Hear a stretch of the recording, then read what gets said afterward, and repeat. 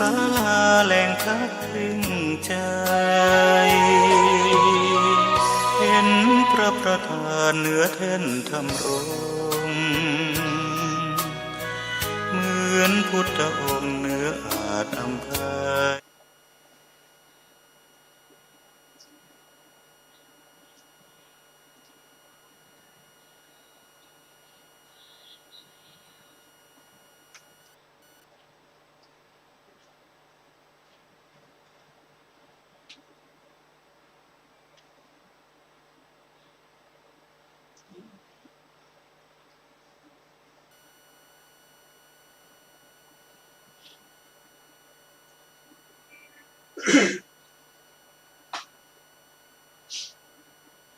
ก็นอบน้อมแด่พระผู้มีพระภาคเจ้าพระองค์นั้น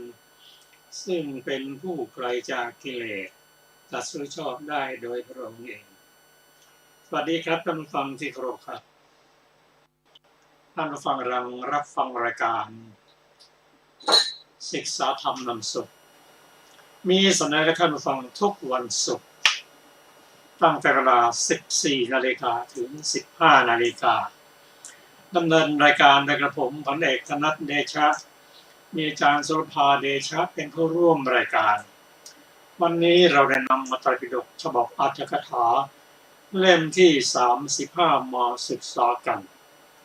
ในพระสูตรที่ชื่อว่าโทนพรามก่อนจะถึงพระสูตรนี้เราจะมาทบทวนถึงพระสูตรที่ศึกษาผ่านมานั่น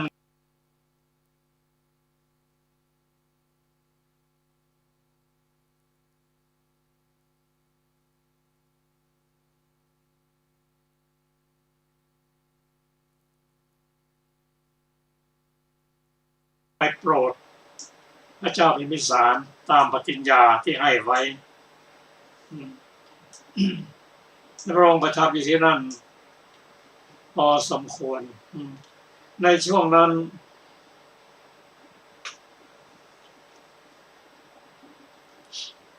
พระเจ้าแผ่นดินพระราชาทั้งหลายมีพราหมณ์มีครูทั้ง6เป็นที่ปรึกษากันทั้งนั้นเช่นที่เราจะศึกษาวันนี้คือวัสรพามกับโทนพามส่วนครูทั้ง6ได้แก่บูรณกัสสปะมัคคิริโคสานาชิตะเทสะกัมพลปกุทะกัจจายนะท่านสัญชัยนิรัตบุตรและท่านนิครนนัตบุตรเป็นที่ปรึกษาตั้งแต่พระเจ้าพิมพิสารถึงพระเจ้าอาชาติศัตรูหลังจากที่พระองค์เสร็จมาแล้วประชาชนราชาเริ่มมานับถือมีศรัทธาในพระพุทธเจ้ามากขึ้น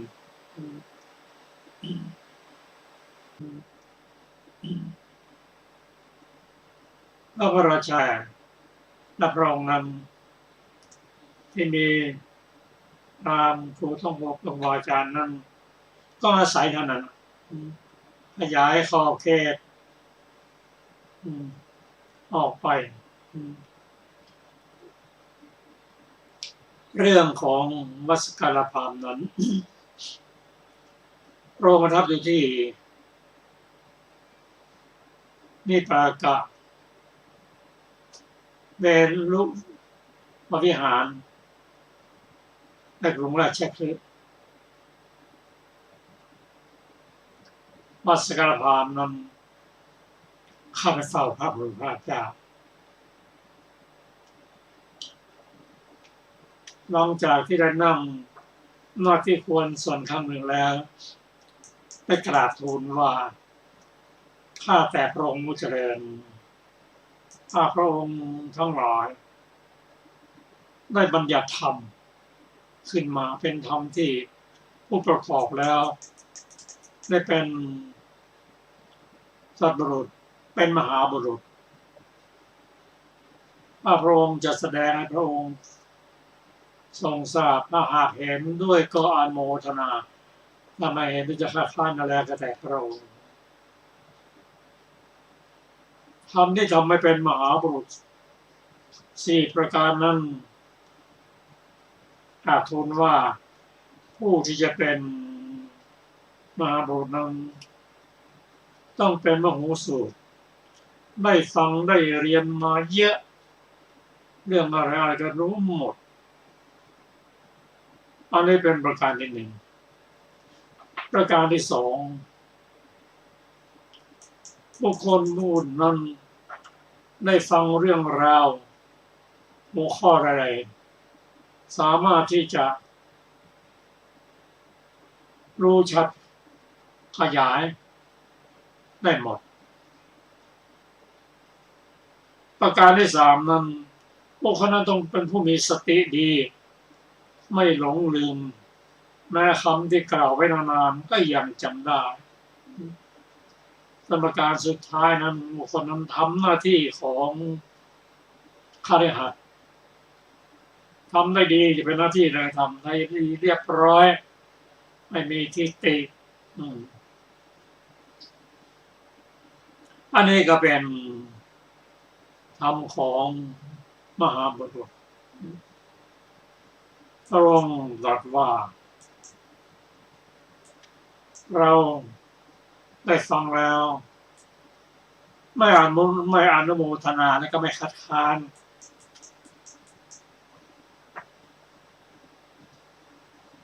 ในอัตถกถากล่าวว่าที่พระองค์ไม่อนุโมทนานั้นเป็นธรรมของทางโลกโลกิยะไม่พ้นจากทุกข์ที่ไม่คัดค้านนั้นก็เป็นธรรมที่ยังประโยชน์ในทางโลกิยะก็พราหมณ์หมอข้อทำสี่ประการที่เราตถาคตไม่บัญญัติไว้นั้นมีสี่ประการอันประกอบด้วยผู้นั้นประพฤติธรรมปฏิบัติเพื่อความสุขของชนหมู่มากและให้กัญญาณธรรมที่ประชาชนนั้นปฏิบัติแล้วเกิดความสุขความเจริญนี่เป็นข้อที่หนึ่ง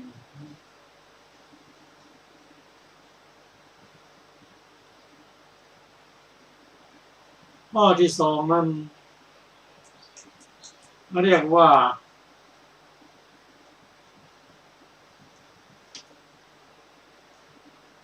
บุคคลที่ประพฤติธรรมนั้นเป็นผู้มีเจโตวสีคือธรรมที่เป็นอำนาจของใจประสงค์จะตรึกเรื่องอะไรกันได้มาทันทีไม่ประสงค์จะเรื่องนั้นเลิกไปทันทีต้องการที่จะทราบข้อไหนข้อนั้นก็แสดงได้ทันทีไม่ต้องการข้อไหนก็ไม่ปฏิบัติทำข้อนี้เป็นข้อที่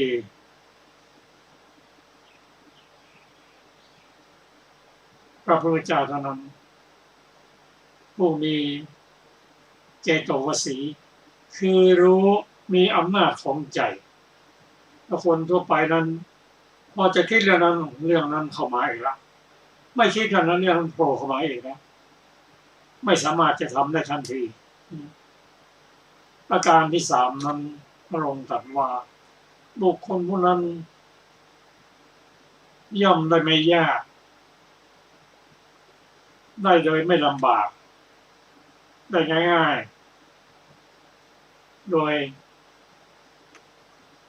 ฌานที่สี่ซึ่งเป็นฌานที่นิ่ง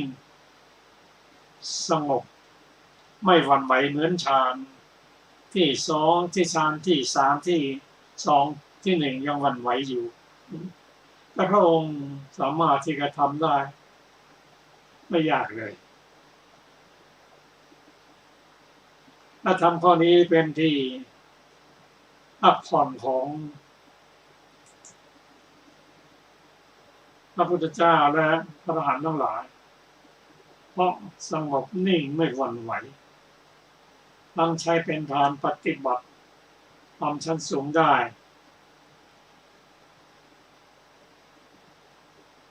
ส่วนประการที่สี่นั้นบุคคลพวกนั้นเป็นผู้ได้เจโตวิมุตติและปัญญาวิมุตติเป็นผู้กำจัดเสียซึ่งอาสวะกิเลสทั้งหลายเป็นธรรมที่พ้นออกจากทุกข์ได้จริงๆพอพระองค์ตรัสอย่างนั้นมาเสรพามครับพระองค์ไม่เคยปรากฏไม่เคยพบไม่เคยได้ยินก็ใช่ก็หนึ่งพุทธันดรพุทธเจ้าจะอุบัติขึ้นมาครั้งหนึ่งทุกคนคอยฟังธรรมอย่างนี้ทั้งนั้นราม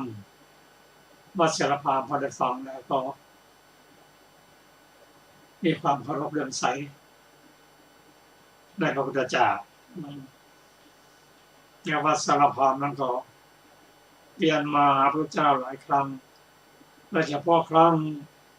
ที่สำคัญที่สุดคือครั้งที่พระเจ้าพระราชาปรารถนาแคว้นวัชี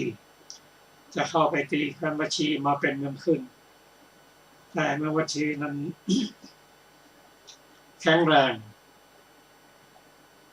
คนสามัคคีกันรักกันไม่มีใครที่จะทำลายได้ข้าไปเฝ้าพระเจ้าแล้วทูลถามเรื่องนี้ว่าเพราะอะไรทรงตรัสว่าตรงวัชีนั้นได้แข็งแรงเมื่อเขามีธรรมนั้นชื่อว่าปฏิหาริยธรรม7ประการตราบใดที่เขายังมีธรรมอย่างนี้อยู่ไม่มีใครที่จะทำลายได้ธรรม7ประการเป็นธรรมที่ทำให้รุ่งเรืองเจริญนั่นเป็นธรรมที่ทำให้เกิดความสามัคคีกันเราจำได้สมัยที่ยังเป็นนักเรียนอยู่ครูบาอาจารย์ก็เอาวัดสักการพามเนี่ยเวลาจะสอนสามัคคีเอาเรื่องนี้มาให้ฟังยกตัวอย่างเช่นเธอออกมานี่สิเอาไม้ให้อันหนึ่งขนาดพองามหักสิเราเรียนหักหมดแล้วครับเอามามัด8 อันมัดรวมกันแค่หักสิต้องเรียนหักแล้วหักไม่ได้ครับทำไมมันแข็งมากพระธรรมนี้เป็นอย่างไรประกอบด้วยอะไรมาเขาใช้อาจารย์ศิลปา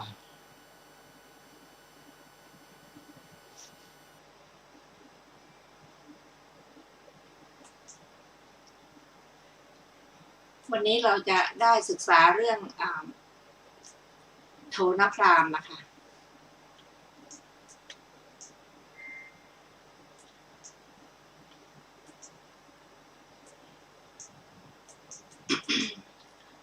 อยู่ในโทนสูตรค่ะว่าด้วยโทนพราหมณ์ทูลถามปัญหาวัดสักการพามมา7ประการมาก่อน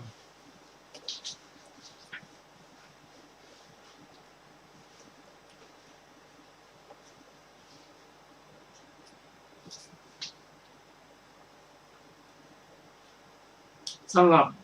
ธรรมหมดนี้นั้นทุกองค์กรถ้ามีการประชุมแก้ไขปัญหากันนั้นเราทำข้อนี้มาปฏิบัติเพื่อจะเจริญรุ่งเรือง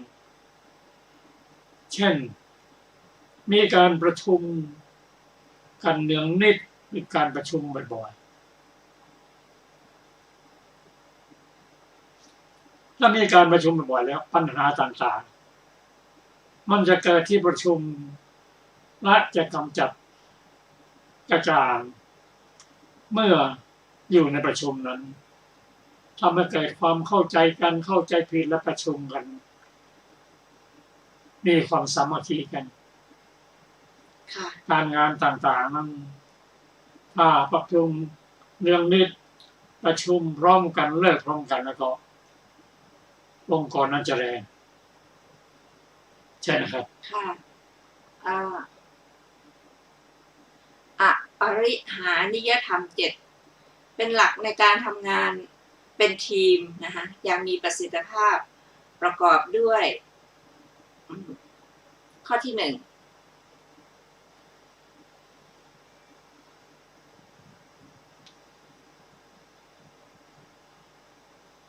มันประชุมกันเนืองนิดหมายถึงการประชุมพบปะปรึกษาหารือในกิจการต่างๆอย่างสม่ำเสมอเพื่อแก้ปัญหาในการสื่อสารแลกเปลี่ยนความคิดซึ่งกันและกัน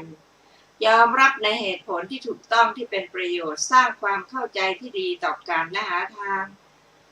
แก้ไขปัญหาต่างๆร่วมกันการประชุมบ่อยๆการเลิกประชุมพร้อมเพรียงกันเลิกประชุมพร้อมเพรียงกัน2พร้อมเพรียงกันประชุมพร้อมเพรียงกันเลิกประชุมในกิจที่ควรทำหมายถึงเข้าประชุมเลิกประชุมและทำกิจที่ได้รับมอบหมายตามมติในที่ประชุมอย่างพร้อมเพรียงกันเพื่อสร้างความรับผิดชอบร่วมกันป้องกันไม่ให้เกิดการกินแหนงแคลงใจต้องให้ความสำคัญในการประชุมต้องทำงานส่วนรวมให้ดีและพร้อมเพรียงกันลุกขึ้นป้องกันหมู่คณะเมื่อมีภัย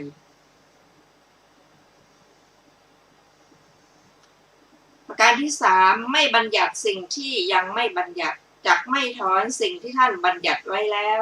ประพฤติมั่นอยู่ในธรรมของชุมชนครั้งโบราณหมายถึงไม่บัญญัติสิ่งใหม่ๆหรือล้มเลิกบัญญัติเดิมตามอำเภอใจโดยผิดหลักการเดิมที่หมู่คณะได้วางไว้จะต้องถือปฏิบัติมั่นตามหลักการเดิมของหมู่คณะทำตามกฎระเบียบตามกติกาข้อบังคับตามหลักเกณฑ์ของหมู่คณะเพื่อความเสมอภาคกันอันเป็นเหตุส่งเสริมให้การปกครองการบริหารเกิดผลดีมีประสิทธิภาพไม่เล่นนอกกฎนอกกติกาเพราะจะกลายเป็นกติกาส่วนตัวที่ไม่ตรงกับกติกาของคนอื่นซึ่งจะสร้างปัญหาให้เกิดขึ้นตามมาภายหลังข้อที่4สักการะเคารพนับถือบูชาท่านผู้ใหญ่ทั้งหลายมองเห็นความสำคัญแห่งถ้อยคำของท่านว่าเป็นสิ่งอันพึงรับได้หมายถึงให้ความเคารพ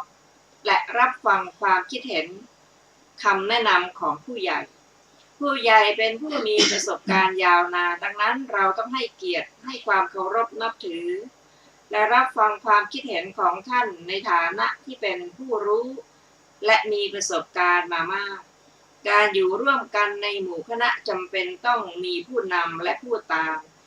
เราต้องเคารพนับถือผู้เป็นใหญ่เป็นประธานเคารพผู้บริหารหมู่คณะถ้าเราให้การเคารพและเชื่อฟังผู้นำหมู่คณะสังคมก็จะไม่วุ่นวาย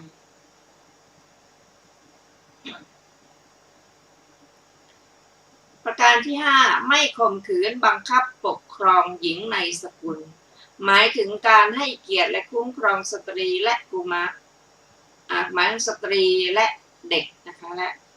ทั้งหลายให้อยู่ดีไม่ให้ถูกล่วงเกินข่มเหงรังแกหรือฉุดคร่าขืนใจ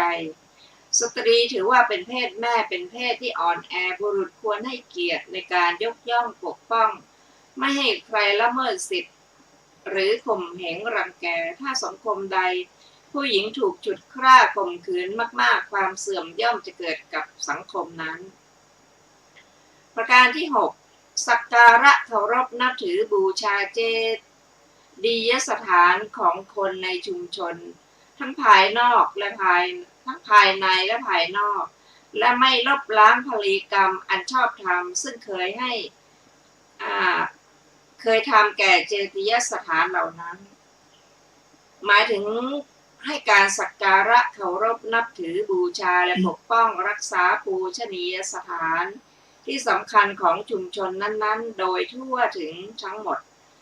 เพื่อให้เป็นเครื่องเตือนความทรงจำเป็นเครื่องยึดเหนี่ยวจิตใจเป็นศูนย์รวมใจของหมู่ชนเราให้ทำความดีและไม่บั่นทอนผลประโยชน์ที่เคยอุปถัมภ์บำรุงเจดีย์หรือปูชนียสถานเหล่านั้นไม่ละเลยพิธีเคารพบูชาอันพึงทำต่ออนุสรณ์สถานเหล่านั้นตามประเพณีที่ดีงามเป็นการแสดงถึงความเป็นผู้มีนิสัยดีรักสันติภาพขัดเกลาจิตใจอยู่เสมอพร้อมที่จะปฏิบัติโดยไม่ประมาท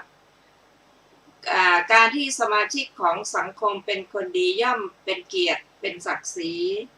และเป็นเครื่องยืนยันความบริสุทธิ์ใจในการปฏิบัติภารกิจต่างๆได้เป็นอย่างดีประการที่ 7 ถวายความอารักขาความคุ้มครองป้องกันโดยชอบธรรมในพระอรหันต์ทั้งหลายเป็นอย่างดีด้วยหวังว่าฉะนั้นพระอรหันต์ทั้งหลายที่ยังไม่มาพึงมาสู่แว่นแคว้นและที่มาแล้วพึงอยู่เป็นสุขหมายถึงจัดการให้ความอารักขาบำรุงคุ้มครองอันชอบธรรมแก่บรรพชิตผู้ทรงศีลทรงธรรมบริสุทธิ์ซึ่งเป็นหลักใจและเป็นตัวอย่างทางศีลธรรมของประชาชน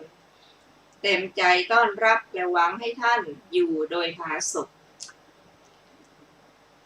ขอบคุณครับก็เป็นหมวดธรรมที่องค์กรใดก็ตามประเทศใดก็ตามถ้าถือปฏิบัติแล้วก็มีความเจริญโดยถ่ายเดียวต่อไปก็ขอเชิญฟังพระสูตรค่ะต่อไปเป็นสูตรชื่อโทนสูตรนะคะว่าด้วยโทนพราหมณ์ทูลถามปัญหาสมัยหนึ่งพระผู้มีพระภาคเจ้าเสด็จพระพุทธดำเนินทางไกลอยู่ในระหว่างเมืองอุกถะกับเมืองเสตพยะแม้โทนพราหมณ์ก็เดินทางไกลอยู่ในระหว่างเมืองอุกถะกับเมืองเสตพยะโทนพราหมณ์ได้เห็นรูปจักรในรอยพระบาทของพระผู้มีพระภาคเจ้าประกอบด้วยซี่กำนับ 1,000 มีกงมีดุมบริบูรณ์ด้วยลักษณะการพร้อมสับเห็นประหลาดไม่เคยมีรอยจักรไม่ใช่รอยเท้ามนุษย์ครั้งนั้นพระผู้มีพระภาคเจ้าเสด็จแวะไปประทับอยู่ที่โคนไม้แห่งหนึ่งทรงคู่บัลลังก์ตั้งพระกายตรงดำรงพระสติไว้จำเพาะหน้าโทนพราหมณ์เดินตามรอยพระบาทไปพบพระองค์ดูผุดผ่องหน้าเลื่อมใสอินทรีย์สงบมีพระทัยอันสงบได้รับการฝึกฝนและความสงบอย่างยอดเยี่ยมมีตนฝึกแล้วคุ้มครองแล้ว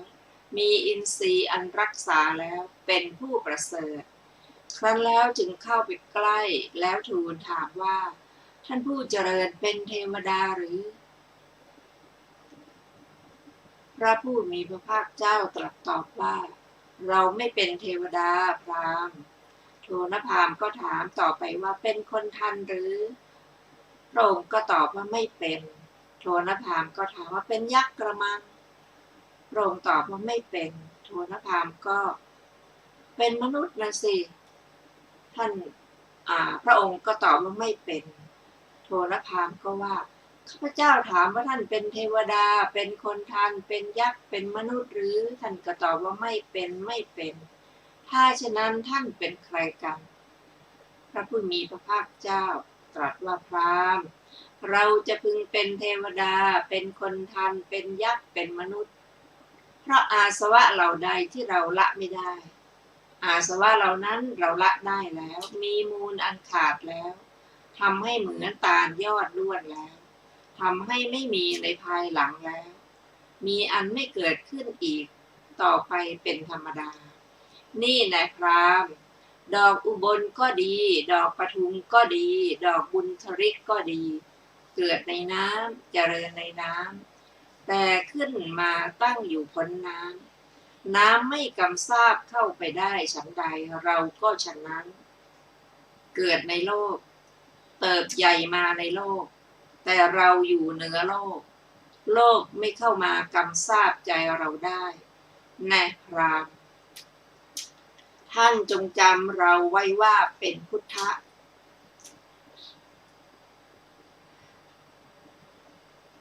เราจะพึงได้กำเนิดเป็นเทวดาหรือว่าเป็นคนทันผู้เหาะเหินได้เพราะอาสวะใดเราจะพึงได้อัตภาพยักษ์และอัตภาพมนุษย์เพราะอาสวะใดอาสวะเหล่านั้นของเราสิ้นไปแล้วเราทำลายทำให้ขาดสายแล้วแน่พรามดอกบัวย่อมขึ้นมาอยู่บนน้ำไม่กำซาบเข้าไปได้ฉันใดเราก็ฉันนั้นโลกไม่เข้ามากำซาบใจเราได้เพราะฉะนั้นเราจึงเป็นพุทธะจบโทนสูตรที่6ซึ่งมีอรรถกถาวินิจฉัยดังต่อไปนี้ในบทว่าอันตราจะอุกกถังอันตราจะเสตัพพยังนี้บทว่าอุกกถาได้แก่นครที่เรียกกันอย่างนี้เพราะเขาตามคบเพลิงสร้างแล้วบทว่าเสตัพพยังได้แก่นครถิ่นเกิดของพระกัสสปะสัมมาสัมพุทธเจ้าครั้งอดีตส่วนอันตราศัพท์ใช้ในอรรถะว่าเหตุขณะจิตท่ามกลางและระหว่างใช้ในอรรถะว่าเหตุได้ในบาลีเป็นอาทิว่าตถะนันตรังโกชาเนยะอัญญตระตถาคตาใครเล่าจะพึงรู้เหตุนั้นนอกจากพระตถาคตประชุมและว่าชนาสังคัมมะมันเตนติมันจะตันจะกิมันตรังพวกชนประชุมปรึกษาเราและท่านถึงเหตุอะไรดังนี้ใช้ในอัตถว่าขณะได้ในบาลีเป็นอาทิว่าอัฏฐสามังพันเตอัญญตราอิทธิวิชันตริกายภาชนังโทวันติท่านขอรับหญิงคนหนึ่งกำลังล้างภาชนะอยู่ขณะฟ้าแลบก็เห็นเราดังนี้ใช้ในอัฏฐว่าจิตได้ในบาลีเป็นอาทิว่ายสันตรโตนสันติโกปาความแค้นเคืองย่อมไม่มีแต่จิตของผู้ใดดังนี้ใช้ในอัฏฐว่าท่ามกลางได้ในบาลีเป็นอาทิว่าอันตราโวสานะมาปาทิถึงการจบลงในท่ามกลางดังนี้ใช้ในอัฏฐว่าระหว่างได้ในบาลีเป็นอาทิว่าอปิจายังตะโปธาทวินนังมหานิระยานังอันตริกายะอาคัจฉติอันหนึ่งสระน้ำโปธานี้ย่อมไหลมาจากระหว่างมหานรกทั้งสอง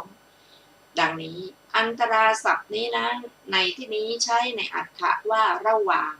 เพราะฉะนั้นพึงเห็นเนื้อความในคำนี้อย่างนี้ว่าในระหว่างนครอุกกถะกับนครเสตัพพยะดังนี้ท่านทำเป็นทุติยาวิภัตเพราะประกอบด้วยอันตราศัพท์ฝ่ายพวกอาจารย์ผู้คิดอักขระในฐานะชนี้ย่อมประกอบอันตราศัพท์อย่างหนึ่งในคำนี้อย่างนี้ว่าอันตราคามันจะณทินจะยาติบุคคลเดินไปในระหว่างบ้านและแม่น้ำดังนี้อันตรายศัพท์นั้นพึงประกอบแม้ด้วยบทที่สองเมื่อไม่ประกอบก็ไม่เป็นรูปทุติยาวิภัตแต่ในที่นี้ท่านประกอบแล้วจึงกล่าวไว้อย่างนี้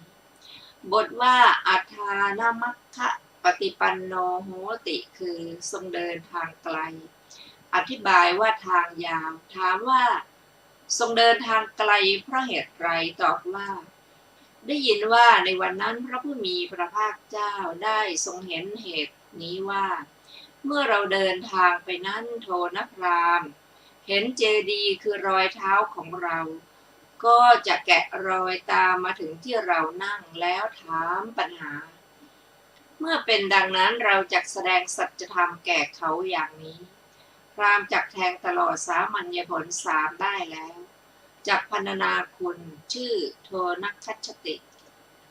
12,000 บทเมื่อเราปรินิพพานแล้วจักระงับการทะเลาะอย่างใหญ่ที่เกิดขึ้นทั่วชมพูทวีปแล้วจึง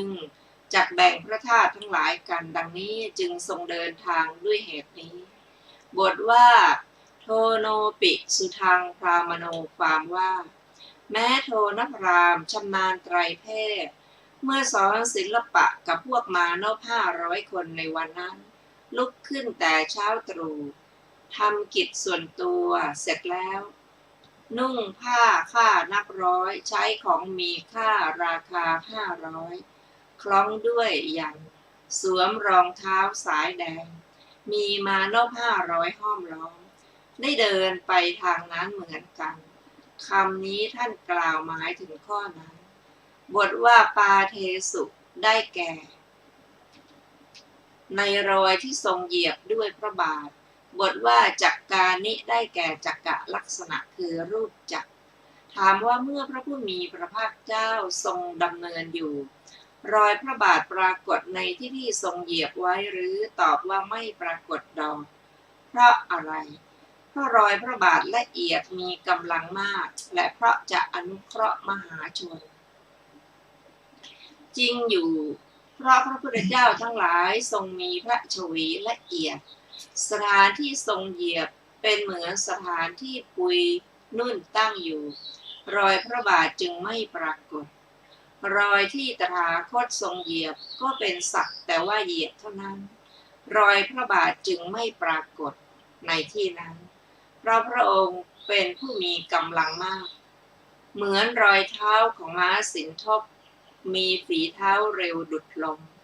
มีกำลังเหยียบแม้บนใบของกอประทุมก็สักว่าเหยียบเท่านั้นฉะนั้นส่วนหมู่มหาชนเดินตามรอยพระบาทของพระพุทธเจ้าทั้งหลายไปเมื่อมหาชนนั้นเห็นรอยพระบาทของพระศาสดาก็ไม่อาจจะเดินเหยียบทับพึงเดินเลี่ยงไปเสียเพราะฉะนั้นรอยพระบาทแม้ใดพึงมีในที่ทรงเหยียบแล้วรอยพระบาทนั้นก็หายไปทันทีฝ่ายโทนพรามเห็นได้ด้วยอำนาจอธิษฐานของพระตถาคตแม้พระผู้มีพระภาคเจ้าทรงประสงค์จะแสดงเจดีย์คือพระบาทแก่ผู้ใดปรารภถึงผู้นั้นทรงอธิษฐานว่าคนชื่อโน้นจงเห็นดังนี้เพราะฉะนั้นแม้พราหมณ์นี้ก็เห็นได้เห็นก็ด้วยอำนาจอธิษฐานของพระตถาคตเหมือนมาคันธิยพราหมณ์บทว่าปาสาธิกังคือให้เกิดความเลื่อมใสบทนอกนี้ก็เป็นไวยพจน์ของบทว่าปาสาธิกังทั้งนั้นในบทว่าอุตตมะธรรมะถะสมะธรรมะนุปปัตตังนี้พึงทราบดังนี้อรหัตมรรคชื่อว่าการฝึกฝนอย่างสูงสุดอรหัตมรรคสมาธิชื่อว่าความสงบอย่างสูงสุดอธิบายว่าทรงบรรลุทั้งสองอย่างนั้นบทว่าทันตังคือหมดพยศบทว่าพุตตังคือคุ้มครองบทว่ายะตินทริยังคือรักษาอินทรีย์บทว่านาคังความว่าชื่อว่านาคะเพราะเหตุสี่คือเพราะไม่ถึงอคติมีฉันทาคติเป็นต้นหนึ่งเพราะไม่กลับมาสู่กิเลสที่ละได้แล้วอีกหนึ่งเพราะไม่ทำบาปหนึ่งเพราะอัฏฐะว่ามีกำลังหนึ่งในบทว่าเทโวโนภวังภวิสตินี้ก็การถามพึงจบลงด้วยคำประมาณเท่านี้ว่าท่านผู้เจริญท่านเป็นเทวดาหรือดังนี้แต่พราหมณ์ผู้นี้เมื่อถามโดยอนาคตการว่าท่านจักเป็นเทวราชองค์หนึ่งผู้มีศักย์ใหญ่ในอนาคตการกระมังดังนี้จึงกล่าวอย่างนั้นแม้พระผู้มีพระภาคเจ้าเมื่อตรัสโดยชอบด้วยคำถามของพราหมณ์นั้นจึงตรัสว่าเราไม่ใช่เป็นเทวดาดอกพราหมณ์ในบททุกบทก็นัยยะนี้บทว่าอาสวานังได้แก่อาสวะสี่มีกามาสวะเป็นต้นบทว่าปหีนาความว่า อาสวะเหล่านั้นเราละได้แล้ว ด้วยการบรรลุสัพพัญญุตญาณโพธิบัลลังก์บทว่าอนุปลิโตโลเกนะความว่าโลกคือสังขารโลกเข้ามากำซาบใจเราไม่ได้ เพราะเราละเครื่องรูปไล้คือตัณหาและทิฏฐิเสียแล้ว บทว่าพุทโธความว่าท่านจงจำเราไว้ว่าเป็นพุทธะเพราะตรัสรู้สัจจะสี่ดังนี้ บทว่าเยนะคือพระอาสวะใด บทว่าเทวูปะเทวูปะปัจยัสสะความว่าเราจะพึงได้กำเนิดเป็นเทวดา บทว่าวิหังคโมได้แก่เทพจำพวกคนทันผู้เหาะเหินได้ บทว่าวิทัสตาแปลว่าทำลายแล้ว บทว่าวินะลีกตาได้แก่ทำให้ปราศจากประสานคือปราศจากเครื่องผูก บทว่าโตเยนะนุปลิปติความว่าดอกบัวขาวที่ชูโผล่ขึ้นพ้นน้ำราวศอกหนึ่งซึ่งทำให้สะงามทำฝูงพมรให้เริงร่าให้ร่าเริงน้ำซึมซาบไม่ได้ บทว่าตัสมาพุทโธสมิพรามณะความว่าเวลาจบเทศนาพราหมณ์บรรลุผล3แล้วจึงกล่าวคุณชื่อว่าโทนะคัจฉิตะคือเสียงกระหึ่มของโทนะพราหมณ์ด้วยคาถา12,000 บทก็เมื่อพระตถาคตปรินิพพานแล้วโทนะพราหมณ์ระงับความทะเลาะอย่างใหญ่ที่เกิดขึ้นทั่วพื้นชมพูทวีปแล้วจึงได้แบ่งซึ่งพระธาตุทั้งหลายแก่กันดังพรรณนามานี้จบอรรถกถาโทนสูตรที่ 6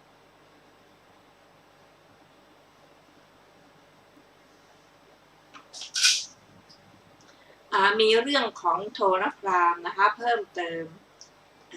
ดังนี้นะคะครั้งนั้นบรรดาผู้ครองแคว้นต่างๆทราบข่าวว่าพระผู้มีพระภาคเจ้าเสด็จปรินิพพานแล้วที่กรุงกุสินาราจึงส่งทูตไปเจรจาขอส่วนแบ่งพระบรมสารีริกธาตุจากพวกเจ้ามัลละเมืองกุสินารา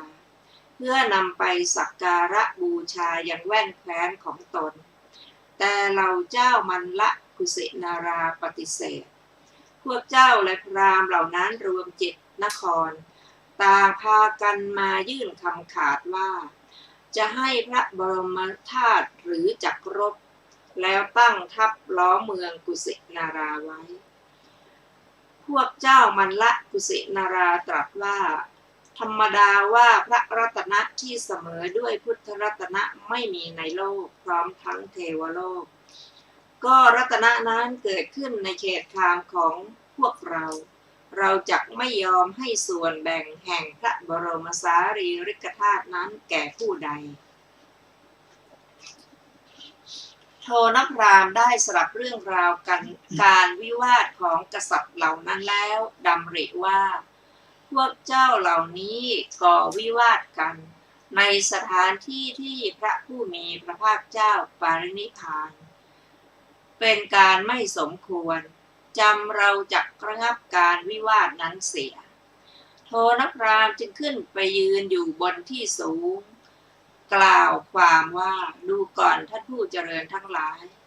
ขอพวกท่านจงฟังคำของข้าพเจ้าพระศาสดาของเราทั้งหลายเป็นผู้กล่าวสรรเสริญขันติการที่พวกท่านจะประหัตประหารกันด้วยเหตุแห่งพระบรมสารีริกธาตุของพระพุทธเจ้าซึ่งเป็นสิ่งอันควรแก่การสักการะอย่างสูงสุดเช่นนี้ไม่ดีเลย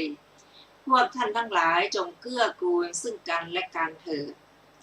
คำกล่าวครั้งแรกของโทนะพราหมณ์ไม่มีผู้ใดสนใจเพราะต่างก็กำลังถกเถียงกันว่าจะทำประการใดอาศัยที่โทนะพราหมณ์เป็นอาจารย์ของเหล่ากษัตริย์ และพราหมณ์ในภาคพื้นชมพูทวีปไม่มีผู้ใดจะไม่รู้จักตนจึงประกาศด้วยเสียงอันดังมากขึ้นอีกว่าพวกท่านจำเสียงอาจารย์ของท่านได้หรือไม่หากจำได้ขอทุกท่านจงพากันเงียบเสียง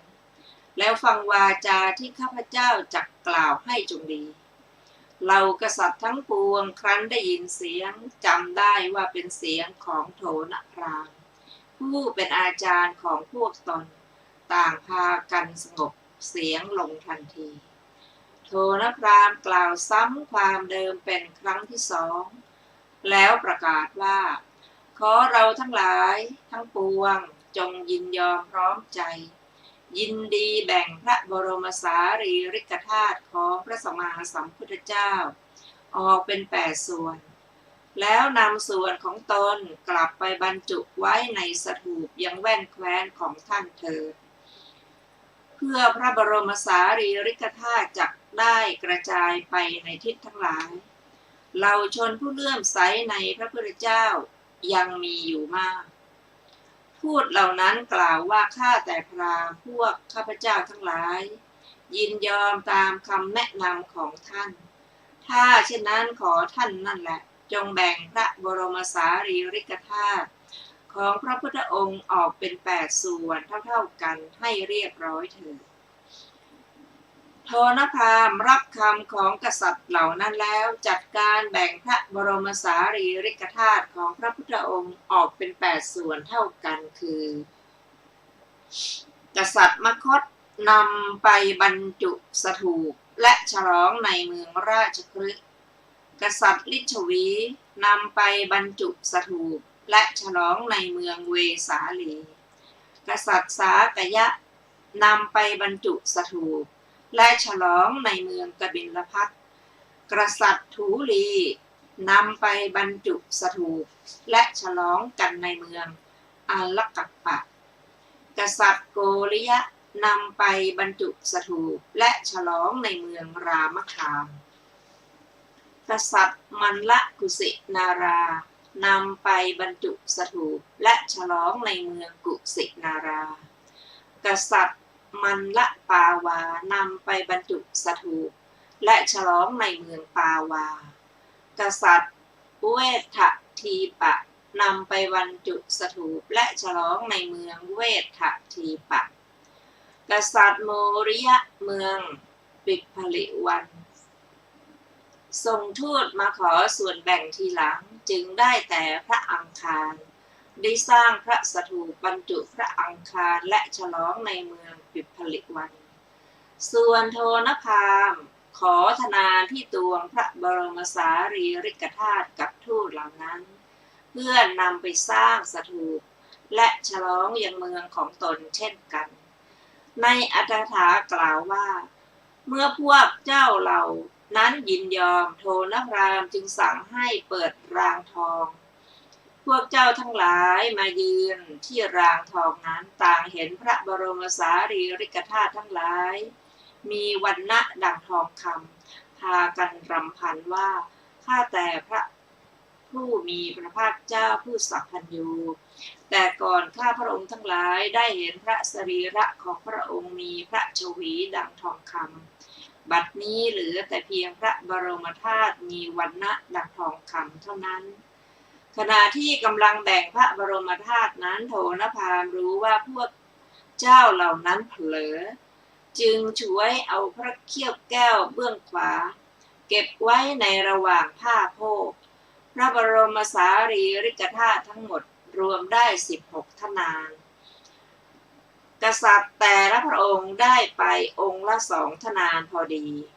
เมื่อโทนพราหมณ์กำลังแบ่งพระบรมธาตุอยู่เท้าสักกะจอมเทพสำรวจดูว่าใครหนอฉวยเอาพระเขี้ยวแก้วเบื้องขวาของพระผู้มีพระภาคเจ้าไปทรงเห็นว่าโทนพราหมณ์เป็นผู้ฉวยเอาไปทรงดำริว่าแม้พราหมณ์ก็ไม่อาจทำสักการะอันควรแก่พระเขี้ยวแก้วได้จึงทรงถือพระเขี้ยวแก้วที่พราหมณ์ซ่อนนั้นไว้ออกจากระหว่างผ้าโพก บรรจุไว้ในพระอบทองคำนำไปยังเทวโลกประดิษฐานไว้ณพระจุฬามณีเจดีย์ในเทวโลกฝ่ายโทนพราหมณ์ครั้นแบ่งพระบรมธาตุแล้วไม่เห็นพระเขี้ยวแก้วแต่เพราะตนฉวยเอามาด้วยกิริยาอันมิชอบจึงไม่อาจแม้แต่จะถามว่าใครฉกเอาพระเขี้ยวแก้วของเราไปพราหมณ์คิดว่าเราจะขอทนานทองคำที่ตวงพระบรมธาตุไปสร้างสถูปจึงทูลกษัตริย์เหล่านั้นว่าท่านผู้เจริญทั้งหลายโปรดประทานทนานลูกนี้แก่ข้าพเจ้าเถิดแล้วก็นำไปสร้างบรรจุสถูปและทำการฉลองเช่นเดียวกันพระเจ้าอาชาติศัตรูได้อัญเชิญพระบรมสารีริกธาตุจากกรุงกุสินารากลับมายังกรุงราชคฤห์ด้วยการบูชาอันยิ่งใหญ่เช่นเดียวกับพวกเหล่าเจ้ามัลลกษัตริย์ทำการบูชาระหว่างมกุฏพันธนเจดีย์และสันถาคารตรัสให้เหล่าราชบริพารล้อมรางทองคำที่บรรจุพระบรมธาตุด้วยกรงอันแข็งแรงในระหว่างทางพบเห็นดอกไม้สีดั่งทองคำในที่ใดก็เก็บดอกไม้เหล่านั้นบูชาในวันที่7พระบรมธาตุมาถึงพระนครราชคฤห์มีมหาชนชุมนุมรอรับกันมากมายตลอดทางทรงรับสั่งให้สร้างพระสถูปบรรจุพระบรมสารีริกธาตุแล้วทรงจัดงานมหกรรมแม้กษัตริย์เหล่าอื่นก็อัญเชิญพระบรมสารีริกธาตุไปยังเมืองของตนสร้างพระสถูปไว้บูชาแล้วจัดงานมหกรรมเช่นเดียวกัน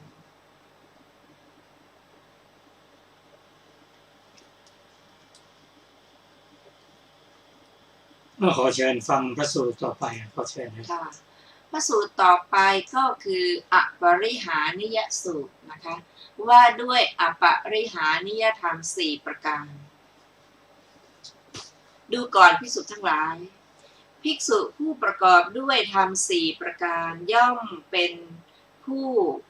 ไม่พอที่จะเสื่อมเป็นผู้ปฏิบัติใกล้พระนิพพานทีเดียวธรรม4ประการคืออะไรบ้างคือภิกษุในพระธรรมวินัยนี้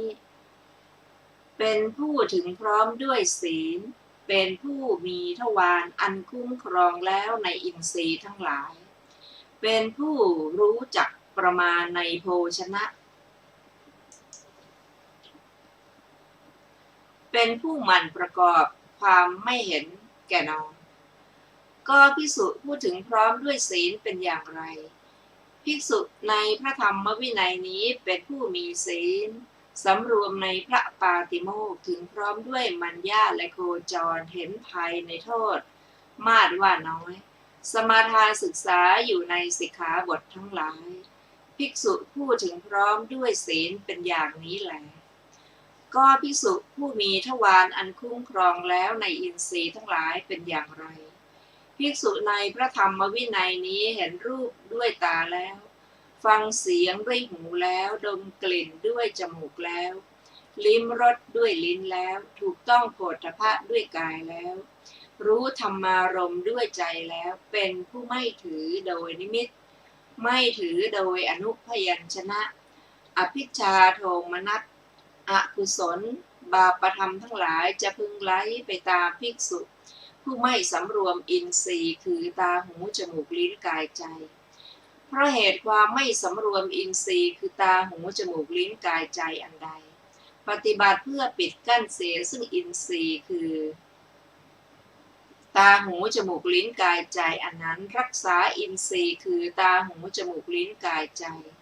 ถึงความสำรวมในอินทรีย์คือตาหูจมูกลิ้นกายใจภิกษุเป็นผู้มีทวารอันคุ้มครองแล้วในอินทรีย์ทั้งหลายเป็นอย่างนี้แลก็ภิกษุเป็นผู้รู้จักประมาณในโภชนะเป็นอย่างไรภิกษุในพระธรรมวินัยนี้พิจารณาโดยแยบคายแล้วจึงกลืนกินอาหาร มิใช่เพื่อเล่นมิใช่เพื่อเมามิใช่เพื่อตกแต่งมิใช่เพื่อประเทืองผิวเพียงเพื่อความตั้งอยู่ได้แห่งกายนี้เพื่อยังชีวิตให้เป็นไปเพื่อหายหิวเพื่ออนุเคราะห์พรหมจรรย์คิดว่าด้วยการกินนี้เราจะระงับเวทนาเก่าเสียได้ด้วยจักไม่ยังเวทนาใหม่ให้เกิดขึ้นด้วยความเป็นไปได้ความไม่มีโทษและความอยู่ผาสุกจะมีแก่เราภิกษุเป็นผู้รู้จักประมาณในโภชนะเป็นอย่างนี้แลก็ภิกษุเป็นผู้หมั่นประกอบความไม่เห็นแก่นอนอย่างไรภิกษุในพระธรรมวินัยนี้เวลากลางวันชำระจิตจากอาวรณิยธรรมด้วยการจงกรมด้วยการนั่งเวลากลางคืนตอนยามต้นก็ชำระจิตจากอาวรณ์คืออาวรณิยธรรมด้วยการจงกรมด้วยการนั่งตอนยามกลางสำเร็จสีหสายยาโดยข้างเบื้องขวาซ้อนเท้าให้เหลื่อมกันมีสติสัมปชัญญะทำอุทานสัญญาไว้ในใจตอนยามปลายกลับลุกขึ้นชำระจิตจากอาวรณิยธรรมด้วยการจงกรมด้วยการนั่งภิกษุ เป็นผู้หมั่นประกอบความไม่เห็นแก่นอนเป็นอย่างนี้แลภิกษุทั้งหลายภิกษุผู้ประกอบด้วยธรรมสี่ประการเหล่านี้แลย่อมเป็นผู้ไม่พอที่จะเสื่อมเป็นผู้ปฏิบัติใกล้พระนิพพานทีเดียว ภิกษุผู้ตั้งอยู่ในศีลสำรวมในอินทรีย์ทั้งหลายรู้จักประมาณในโภชนะและมันประกอบความไม่เห็นแก่นอนเป็นผู้มีความเพียรไม่เกียจคร้านทั้งวันทั้งคืนเจริญกุศลธรรมเพื่อบรรลุคุณอันเกษมจากโยคะอยู่อย่างนี้ชื่อว่าเป็นภิกษุยินดีในอัปปมาทธรรมหรือเห็นภัยในความประมาทโดยปกติย่อมเป็นผู้ไม่พอที่จะเสื่อมเป็นผู้ปฏิบัติใกล้พระนิพพานทีเดียวจบอปริหานิยสูตรที่ 7ซึ่งมีอรรถกถาดังต่อไปนี้บทว่านิพพานัสเสวะสันติเกความว่าภิกษุประพฤติอยู่ในที่ใกล้พระนิพพานทีเดียวบทว่าสีเลปฏิทิโตได้แก่ภิกษุตั้งอยู่ในปาติโมกขศีลบทว่าเอวังวิหารีแปลว่าเมื่ออยู่อย่างนี้บทว่าอาตาปีคือผู้ประกอบด้วยความเพียรบทว่าโยคะเคมัสสะความว่าเพื่อบรรลุคุณอันเกษมจากโยคะสี่คือพระนิพพานบทว่าปมาเทพยทัสสิวาได้แก่เห็นความประมาทโดยเป็นภัยจบอรรถกถาอปริหานิสูตรที่ 7